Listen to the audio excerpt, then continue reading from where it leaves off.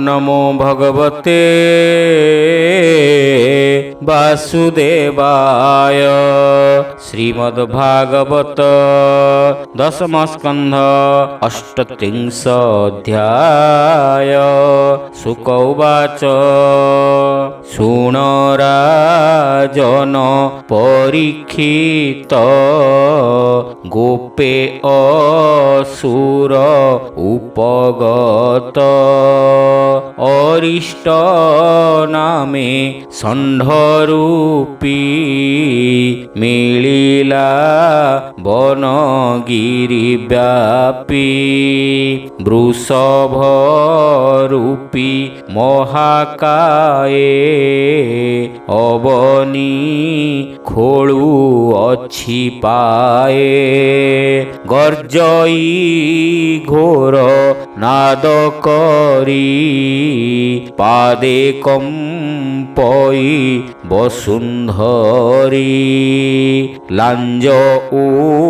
भारी बेगे धाई श्रृंगे खोलई उच्च भूई अड़प अड़प मुतई चक्षु बुजीण पुण चाही सुनीताहार घोर नाद गाई गुआलिंक विषाद पतन होई गर्भ तले देवे डरंती स्वर्ग आले। हरि हरि बोल।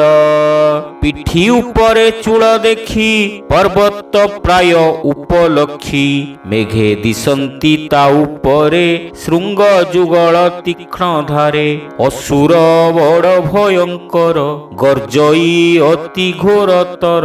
गोपी गोपाल देखी डरे पलाई गले बन घोरे गोरुए पलाइले देखी भये बुझिले बेनी आखि पड़िला गोप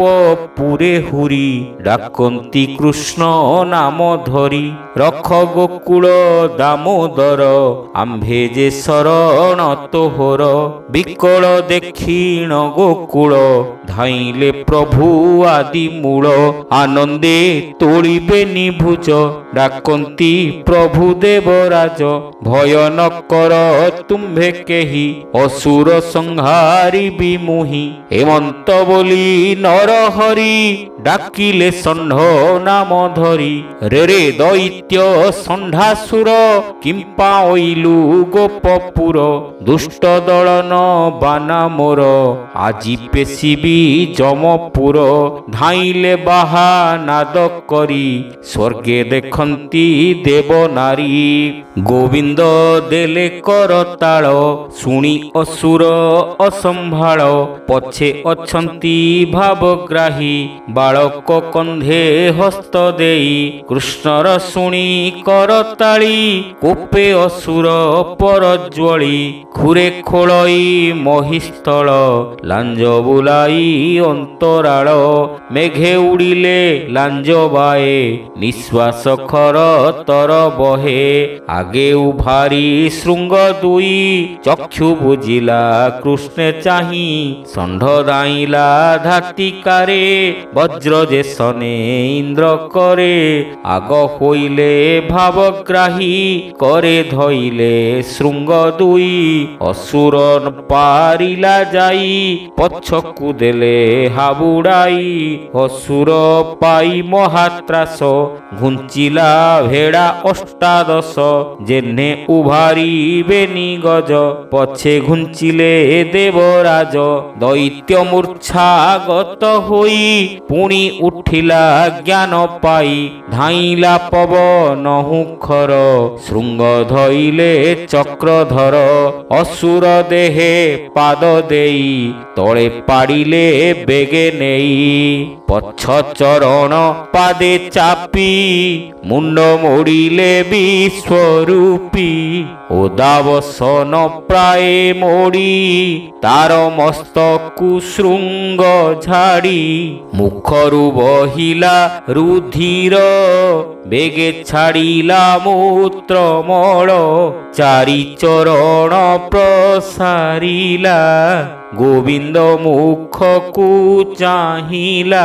ପ୍ରାଣ ଛାଡ଼ିଲା ମହାବଳୀ ଦେଖନ୍ତି ସ୍ୱର୍ଗ ଲୋକେ ମିଳି ଦେବେ କରନ୍ତି ପୁଷ୍ପ ବୃଷ୍ଟି ଶ୍ରୀକୃଷ୍ଣ ନାସିଲେ ଅରିଷ୍ଟି ଏମନ୍ତେ ଅସୁର ନିବାରି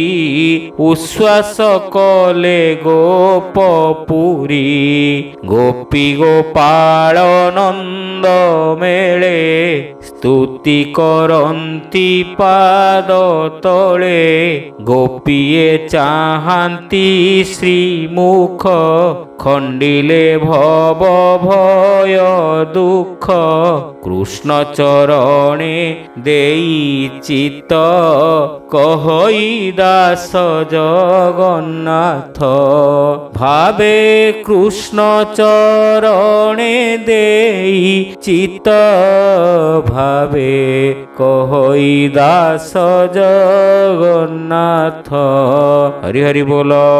ଇତି ଶ୍ରୀମଦ୍ଭାଗବତେ ମହାପୁରାଣେ ପାରମହଂସ୍ୟାଂ संहितायां दशमस्कन्धे पूर्वार्धे षण्डासुरमोक्षणं नाम 38 अध्याय।